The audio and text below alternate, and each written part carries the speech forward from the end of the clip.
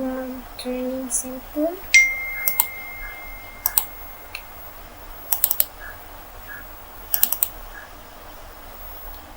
Training center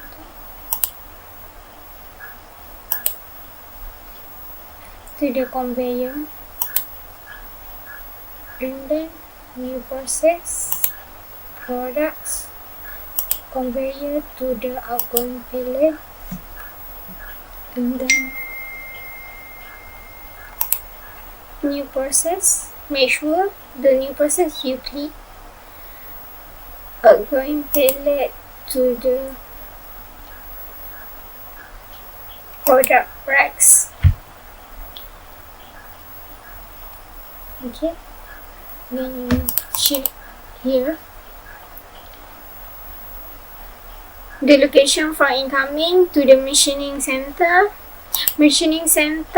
to the turning center, and then the turning center to the destination outgoing conveyor, the outgoing conveyor to the destination outgoing pallet, and lastly outgoing pallet to the product racks. Okay, for the last process we will do new process.